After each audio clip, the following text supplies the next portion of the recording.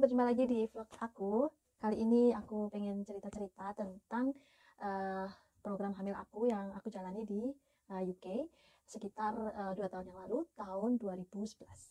Jadi, kalau kalian pengen tahu ceritanya, tonton sampai habis ya.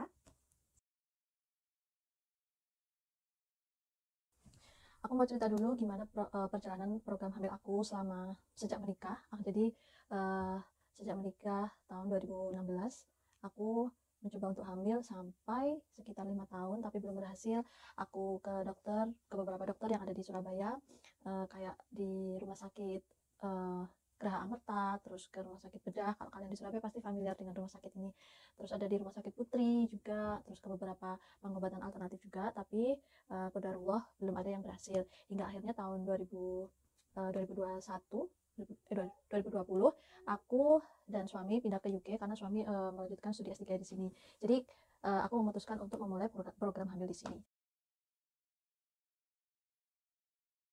Nah, gimana prosedur untuk memulai program hamil di sini? Kalian mau tahu? Jadi yang pertama, kita harus mendaftar ke GP dulu. GP itu seperti kalau di Indonesia itu seperti Vaskes 1. Jadi kita harus punya dokter atau klinik terdekat dari rumah. Jadi kita bisa pilih tuh. Kalau aku pilih yang dekat dari rumah, habis itu kita daftar di situ. Kita bilang aja ke dokternya kita mau family planning namanya. Setelah dari family planning nanti kita dapat beberapa list wawancara tentang riwayat kesehatan kita, riwayat kesehatan suami, terus apa aja yang udah kita lakukan untuk program hamil ini. Terus apa tujuan kita selanjutnya gitu. Terus karena aku udah 5 tahun ya, terus 5 tahun mencoba, habis itu juga sudah mencoba inseminasi, alami juga sudah. Akhirnya aku dan suami memutuskan untuk ingin program IVF. Jadi aku sampaikan tuh ke GP-nya, aku ingin program IVF gitu. Nah, karena kita sudah menyampaikan seperti itu, maka nanti dari GP akan dirujuk ke rumah sakit. Kita juga tertunda karena adanya pandemi, jadi sekitar 1,5 tahun kita nunggu. Akhirnya dapatlah surat rujukan itu. Kita dapat surat rujukan dari rumah sakit yang dikirim ke rumah aku. Akhirnya aku dapat surat rujukan untuk ke program apa ya namanya, seperti kalau di Indonesia seperti Morula gitulah ya, departemen reproduksinya di UK, di salah satu rumah sakit besar yang ada di kota aku, namanya University Hospital Coventry and Warwickshire. Itu nama departemennya CRM, Center for Reproductive Medicine. Nah, kita dirujuk di situ. Hal pertama yang kami lakukan, kita harus nyetorkan paspor kita, visa kita untuk dipelajari sama mereka apakah kita eligible untuk mendapatkan free IVF, karena ada kabar-kabar itu kalau IVF pertama itu dapat free, tapi setelah diperiksa ternyata sayang sekali kita nggak dapat IVF free, jadi kita tetap harus bayar berdasarkan visa kita itu, karena mungkin visa student dan visa dependent ya. Jadi mungkin kalau kita residen di sini mungkin bisa dapat fasilitas yang free IVF satu kali itu. Nah, akhirnya setelah itu kami memutuskan untuk oke, kita akan bayar sendiri dan kita siap untuk memulai programnya. Hai, hari ini sore jam 3 kita mau jalan ke University Hospital naik bis karena ada appointment buat blood test sama USG. Doain ya. Ini salah satu proses IVF di awal, jadi harus dicek semua darah untuk bisa ke tahap selanjutnya. Sini beda sama di Surabaya ya, jadi kalau konsultasi sama dokter sendiri, nanti USG sendiri, jadi nggak satu dokter tuh mengerjakan semua tindakan. Ini nanti USG-nya sama blood test-nya dikerjain sama nurse-nya di departemen yang beda juga. Oke, hal pertama yang kita lakukan, kita harus tanda tangan beberapa dokumen atau konsen gitulah ya, antara suami dan istri. Nanti di situ dijelaskan bagaimana prosedurnya, resiko, dan bedanya di sini juga sebelum memulai program kita tuh dapat banyak sekali leaflet, ada beberapa tebel lah pokoknya, itu yang bisa kita baca. Nah, leafletnya isinya apa aja tuh? Isinya tentang track record dari departemen itu, CRM itu. Jadi dalam 1 tahun dia berapa kali menangani pasien IVF, terus tingkat kesuksesannya berapa, tingkat kegagalannya berapa, terus dalam umur wanita, misalnya umur wanita yang masih produktif itu lebih banyak tingkat keberhasilannya, dan juga pokoknya informasi lengkap lah tentang CRM itu yang akhirnya bisa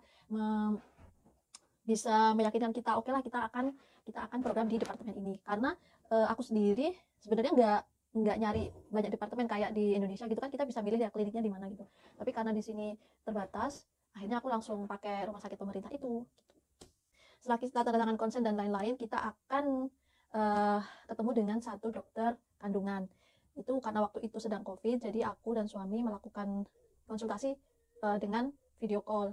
Itu bayar, kita di awal sudah bayar sekitar 160 pound. Itu sekitar 1 jam ya, jadi lumayan sekali. Jadi di sini bayarnya per jam kayak gitu. Terus kita konsultasi tuh di situ, kita pengennya apa, riwayatnya apa gitu. Terus dia ngasih saran-sarannya. Dan aku juga surprise karena kita cuma ketemu dokter itu 1 kali aja di awal gitu. Setelah itu sepanjang proses sampai aku akhirnya selesai IVF, itu kita cuman komunikasinya via nurse. Jadi dokter ke nurse, baru nurse ke kita. Jadi kita nggak ketemu langsung sama dokternya seperti itu. Terus apakah kita langsung bayar semuanya di awal? Jawabannya enggak. Jadi kita bayarnya bertahap. Bayarnya bertahap ya. Seingatku sekitar 2 kali bayarnya itu. Yang pertama, bayarnya juga obat-obatan tuh kita bayar sendiri waktu kita nebus obatnya di apotek. Akhirnya kita mulai proses IVF-nya dengan melakukan stimulasi. Jadi aku melakukan stimulasi yang long protokol itu sekitar 40 hari. Jadi di awal aku sudah dikasih resep untuk nebus obatnya, obat-obat suntik gitu ya, untuk menstimulasi telurnya supaya gede. Itu sekitar 30 hari, 1 bulan. Jadi aku tebus obatnya di apotek sendiri. Habis itu kita langsung bayar tuh komitmen uang di awal. Kalau nggak salah sekitar 3.000 berapa gitu, nanti aku cek ya detailnya. Lalu selama proses stimulasi itu kita bakal dapat 3 kali scan, 3 kali USG. Nah, USG-nya pun juga nggak dilakukan oleh dokter, tapi dilakukan oleh nurse-nya. Jadi nurse-nya setelah, kalau nggak salah setelah suntikan ke hari ke-10 itu dilihat telurnya seberapa. Lalu hari berikutnya juga dilihat, pokoknya selama 3 kali seingatku. Nanti setelah telurnya sudah besar, sampailah pada proses embrio transfer. Maksudnya proses ovum pick up. Di sini aku nggak jelasin secara detail ya proses-prosesnya, karena kalau mau detail nanti aku kasih linknya gimana proses detailnya. Cuman gambaran aja karena juga udah 2 tahun yang lalu, jadi aku sembari mengingat-ingat aja. Lalu waktu proses ovum pick up itu, sebelumnya aku harus PCR dulu karena waktu COVID itu ya, PCR dulu 3 hari sebelumnya. Setelah itu kita harus isolasi mandiri tuh sampai hari H ovum pick up-nya. Kita udah ada di hospital jam 7.45 dan mau e-collection, nanti nunggu di telepon. Tempatnya ada di situ. Tadi naik Uber karena harus isolasi mandiri dari hari Sabtu. Bismillah. Udah bawa banyak barang di sini, ada baju, sandal, kaos kaki. Katanya sih nanti prosedurnya cuma 20 menit, tapi dibiusnya total. Jadi nanti mungkin baru bisa keluar sekitar jam 10. Aku nggak pakai jaket tebal, cuma pakai ini soalnya hari ini cuma 8 derajat. Bismillah, semoga diberi kelancaran ya Mas Febi juga hari ini diambil sampelnya, jadi semuanya berjuang. Ovum pick up-nya dilakukan jam 8 pagi dan aku datang sendiri. Maksudnya suami nganter, cuma suami nggak boleh masuk ke ruangannya karena lagi COVID juga. Even ke gedungnya pun nggak boleh, jadi dia harus di luar gedung. Akhirnya suami aku nunggu di salah satu kafe yang dekat situ. Habis itu aku sendiri di situ, aku menandatangani konsen dan lain-lain. Terus nanti dijelasin aja timnya siapa, dokternya siapa yang akan menangani op aku hari itu. Dan itu dibius total. Terus prosesnya cepat sih, kalau nggak salah sekitar 1 jam lah ya, 1 jam. Dan saat itu aku mendapatkan 8 telur. Setelah sadar aku langsung boleh pulang dan suami sudah bisa jemput aku. Akhirnya kita pulang tuh. Paginya suami juga sudah mengeluarkan sperma yang nanti akan disatukan dengan telur yang sudah diambil pada hari itu. 3 hari setelah OPU, akhirnya dikabari kalau telur yang berhasil menjadi embrio itu 2 buah. Bayangkan dari 8 yang jadi cuma 2. Ya sedikit sedih, ya nggak kecewa juga sih ya. Itu sudah takdirnya Allah ya. Jadi ada dua yang excellent itu, akhirnya 1 akan ditransfer lagi ke rahim aku kalau nggak salah besoknya atau 2 hari setelah itu, dan 1-nya akan dibekukan. Setelah itu adalah proses embrio transfer. Embrio transfer ini malah lebih cepat lagi, kalau nggak salah sekitar 30 menit aja.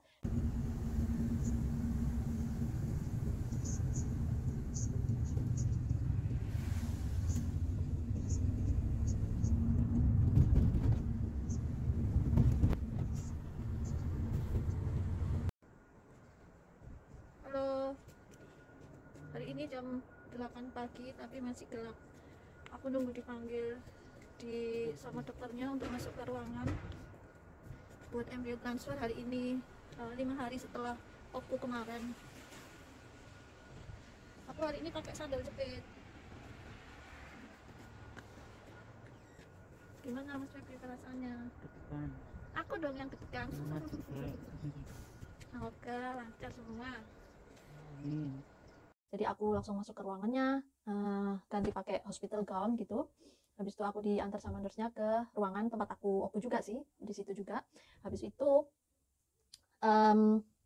mulailah dibuka gitulah, pokoknya mirip dengan prosedurnya pap smear ya, kalau kalian pernah tahu, pakai alat-alat itu dibuka. Dan di situ aku merasa kesakitan sekali karena nggak tahu kenapa ya, mungkin alat-alatnya besar atau akunya yang tegang gitu, pokoknya nggak rileks, pokoknya aku sempat nangis gitulah pokoknya dalam proses itu.